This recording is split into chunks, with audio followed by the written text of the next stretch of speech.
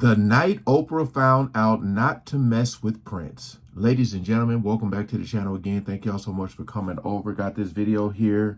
I know there's gonna be like some old footage and stuff, but I like to go back and look at stuff that I might have missed, because it'd be a lot of stuff going on, man. It'd be a lot of stuff going on. You know, Prince, rest in peace.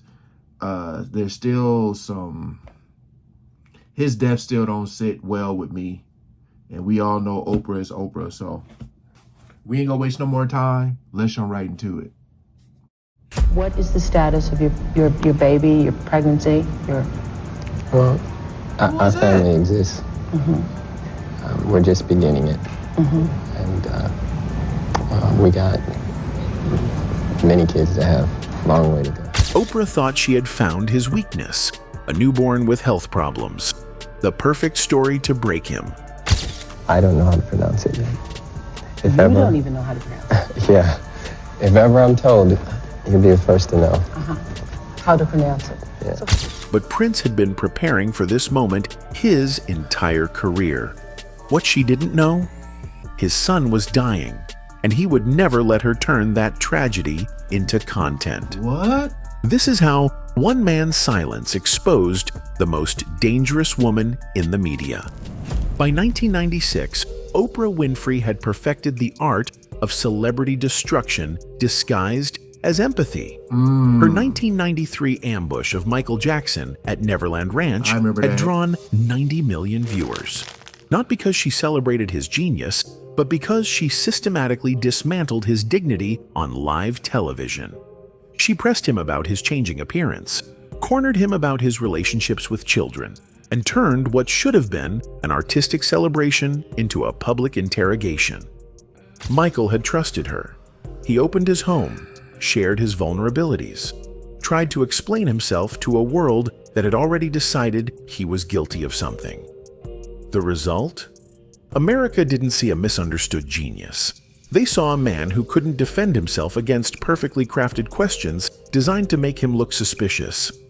Prince had watched that massacre unfold. That's what they do. He had seen how Oprah's team edited Michael's words, twisted his attempts at honesty, and turned every moment of vulnerability into ammunition for future attacks. When Michael called him afterward, devastated by the betrayal, Prince made a promise. Never again. Never let them in. Now it was Prince's turn to sit in Oprah's crosshairs. Just like Muhammad Ali and Malcolm X, people like that change their name. And some people pick names that are hard to pronounce. It just so happens I picked one that you can't pronounce. This wasn't just about a name change. It was about power. By making his identity literally unpronounceable, Prince had created the perfect metaphor for his relationship with the media. You couldn't possess what you couldn't even say. The symbol represented something beyond corporate ownership, beyond interviews, beyond the machinery of fame itself. Oprah's team had spent months negotiating this interview. Prince rarely did television, and when he did, he controlled every aspect: the location, the questions, the format. Smart. Paisley Park, his 65,000 square foot compound in suburban Minneapolis, would be the setting. This wasn't just Prince's home and studio. It was his fortress, designed to keep the outside world at arm's length while he created without interference. From the moment the cameras rolled, the dynamic was clear. Oprah, used to guests who craved her approval and platform, found herself face to face with someone who had spent his entire career rejecting exactly what she represented: the commodification of private pain for public consumption. Prince had learned long ago that the media's hunger was insatiable, and the only way to survive was to feed it just enough to keep it from devouring you completely. The stage was set for a battle between two masters of their craft, one who made her living extracting truth, and another who had built his legend on beautiful mysteries that could never be solved. Oprah came armed with the same playbook that had worked on every other celebrity for over a decade. She would probe the weird behavior, It is homework. dissect the controversial image, and force explanations until the real person emerged from behind the facade. With Prince, she thought she had the perfect target, a man who had spent years cultivating an image so strange that surely he would crack under the right pressure. A lot of people think the artist formerly known as Prince is flat out weird, she declared, expecting the defensive response that would give her the opening she needed. I understand everything's relative, not weird to me, but Yeah. probably weird as And you're living compared in to- Minneapolis, of all places. See? You will always live here? Why? It's so cold, it keeps the bad people out. Prince had just delivered a masterclass in turning defense into offense. First, he acknowledged that weird It's funny because, like, she's saying you've always lived in Minneapolis and asking him why. Because, you know, most people, you know, with the whole Hollywood situation, that's one of the first things they do is move to Hollywood, you know, and he's like, I'm trying to stay away. Not saying he didn't have another house there to visit, but home is Minneapolis, and a lot of people relocate, you know. It's like, this is where I'm from, damn it. was relative. Then when Oprah made the crack about Minneapolis, he didn't get defensive. He Yeah. flipped it completely. It's so cold it keeps the bad people out. The implication was crystal clear. Maybe the problem wasn't him being weird in Minneapolis. Maybe the problem was all the bad people everywhere else who couldn't handle the cold. He had just insulted everyone outside of Minneapolis while making it sound like a joke. Oprah tried another angle, going for the emotional core that had broken down so many other celebrities. She asked about his asexually provocative songs, Horny Toad, Tuh. Jack You Off, Do Me Baby, expecting him to either defend the lyrics or express regret about his wild past. You know, I've written some 1,000-some-odd songs. Once again, Prince had neutralized her attack by putting it in context. A few asexual songs out of 1,000? That wasn't scandal. That was mathematics. He's so calm, man. He wasn't ashamed of his past because he saw it as part of a much larger artistic journey. Oprah found herself nodding along instead of pressing harder. But she had one more weapon in her arsenal, the direct question that had forced confessions from everyone from celebrities to presidents. "What do you most want people to know about you?" she asked, leaning forward with the intensity that had made her famous. Okay, so people think you're weird. They think you're Yeah. strange. What do you want them to know? The music. Prince had just given her nothing while making it sound like something. If people wanted to think he was strange, fine. Their opinion wasn't his problem. Every answer was a masterclass in deflection without defensiveness. Yeah. When Oprah pressed about his creative process, hoping to find some psychological insight, Prince responded by literally demonstrating it. He walked to his piano and started playing, turning her interview into his performance space. She had asked for explanations. He gave her music instead. The pattern was becoming clear. Prince wasn't playing defense, he was playing an entirely different game. Yeah. While Oprah was trying to excavate his psyche, he was showcasing his artistry. While she was probing for vulnerability, he was demonstrating invulnerability. He was giving her a show while denying her the story she actually wanted, and doing it so smoothly that she couldn't even call him out for it without looking foolish. Yeah.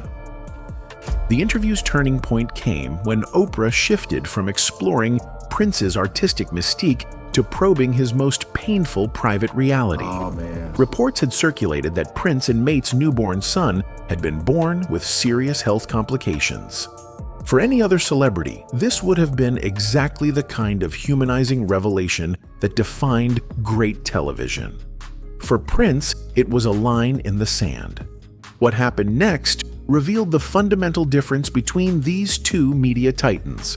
Oprah saw tragedy as content, something to be explored, contextualized, and ultimately used to create connection with the audience.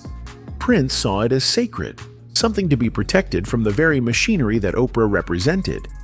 What is the status of your baby, your pregnancy, your... Well, our family exists. Hey, We're just the way she looked right at him, telling you, man, this brother was a genius, and she be probing and probing and probing, man, trying to get you at your most vulnerable point so she can capitalize off that. Hell, I didn't even know Prince had any kids. You know what I mean? This is news to me. Getting it. And we got many kids to have. Long way to go. This was a direct challenge to the entire gossip industry that Oprah, for all her protestations about meaningful conversation, was ultimately part of. Prince was essentially telling America's most powerful interviewer that her questions, her platform, and her audience's curiosity were irrelevant to what actually mattered. But Oprah wasn't used to being dismissed. Her brand was built on breaking down barriers, getting celebrities to open up, creating those breakthrough moments that became cultural touchstones. She had made Michael Jackson cry. She had gotten Tom Cruise to jump on her couch. She had convinced countless celebrities that her couch was a safe space for confession. Prince wasn't buying it. Every follow-up question about the baby was met with the same gentle but absolute resistance. He wasn't rude, wasn't defensive, wasn't angry. He was simply immovable. The more Oprah pushed, the more it became clear that she was encountering something she rarely faced: a celebrity who truly didn't need what she was offering. The dynamic exposed something crucial about celebrity culture in the 1990s. Most stars, no matter how successful, still craved mainstream acceptance and media validation. They needed Oprah's platform to reach middle America, needed her blessing to be seen as more than just entertainers. Prince had already rejected that entire system. He had his own label, his own studio, his own distribution methods.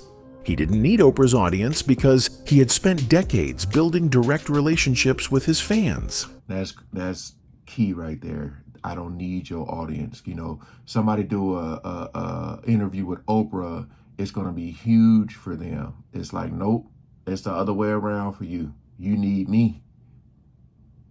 This independence gave him something most celebrities lacked: the ability to say no without consequences. When Oprah pressed about personal tragedy, Prince could deflect because he wasn't dependent on her goodwill for his career survival. He had already paid the price for artistic independence through his battles with Warner Brothers. Having won that war, he wasn't about to surrender his personal privacy to win a television interview. The subtext of their exchange was profound. Oprah represented the democratization of celebrity, the idea that fame came with obligations to share yourself completely with the public.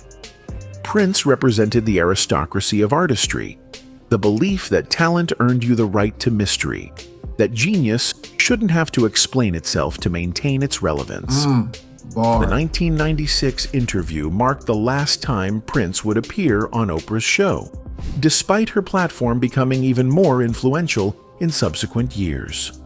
This wasn't coincidence. It was a conscious choice by an artist who had learned something crucial about the cost of mainstream media engagement.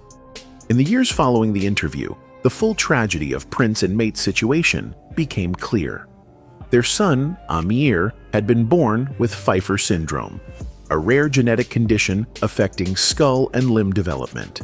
The baby lived for only 6 days before succumbing to the complications. The grief was devastating for both parents, ultimately contributing to the end of their marriage. What Oprah didn't know was that Prince had already watched her destroy someone he cared about. 3 years earlier, she had ambushed Michael Jackson at Neverland Ranch in what became television's most watched character assassination. Prince had seen how she cornered Michael about his changing appearance, pressed him about his relationships with children, and turned what should have been a celebration of his artistry into a spectacle of humiliation. This interview was meant to clear up long-standing rumors about Michael, such as him wanting to become white, rumors about plastic surgery, and bizarre claims like him buying the remains of the Elephant Man or having a telepathic monkey. However, instead of helping his image, Oprah's approach raised eyebrows. She asked intrusive questions. I'm going to ask you this, and it's embarrassing for me to ask you this, but I'm going to ask you anyway. Are you a virgin? How could you ask me that question?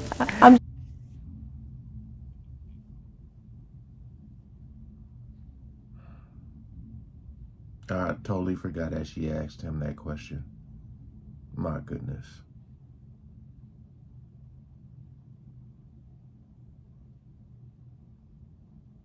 Like, you literally got to sit with your team and go and be like, these are the questions we're going to ask.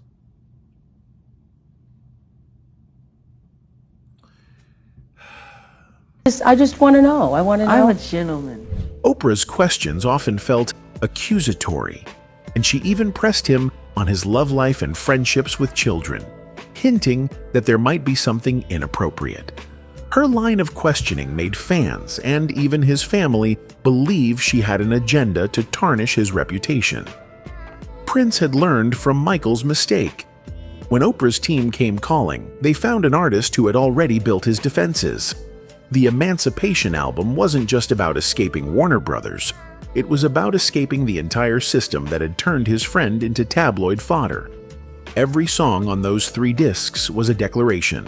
You can't own what you can't understand. But there was something else Oprah couldn't have known.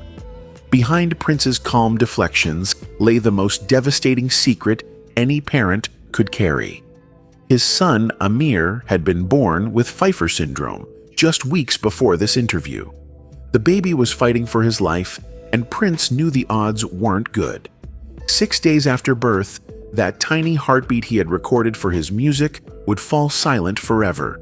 Yet there he sat, perfectly composed, protecting that tragedy from becoming content for daytime television. He had watched what happened when celebrities let Oprah into their pain. She didn't heal, she harvested. She didn't help, she exposed. Every tear became a clip, every confession became a headline, every moment of vulnerability became property of the machine. Prince remembered Michael calling him after the Neverland interview, devastated by how it had been edited, how his words had been twisted, how his attempts to explain himself had only made things worse.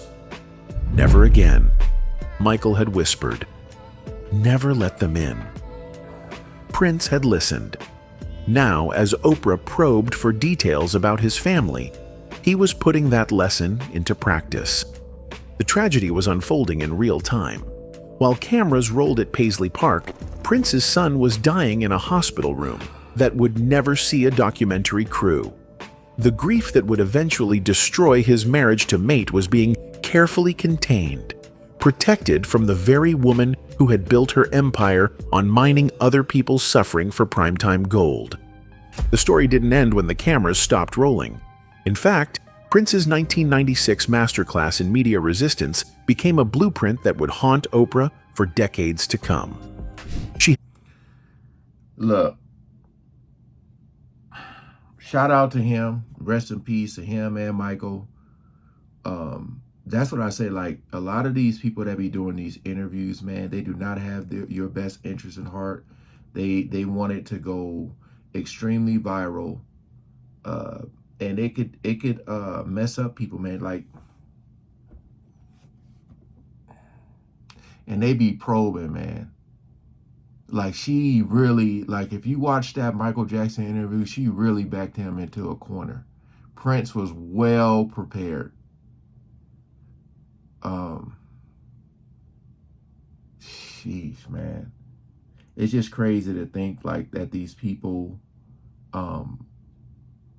you know, especially like Oprah, if you really think about all the people that she has interviewed, all the people she seems to be close with, it gets really dark, man. And then you bring up that Hawaii situation. Hey, appreciate y'all coming over and watching. I hope a lot of people have taken the Prince route, you know. I know, like, in sports, because the media be trying to get to people in sports, and players be getting fined because they be remembering like, oh, you that same guy that was saying that stuff. Yeah. You got to get a good team around you, man. Everybody don't deserve your time and energy. Remember that. All right. Peace out. Thanks for watching.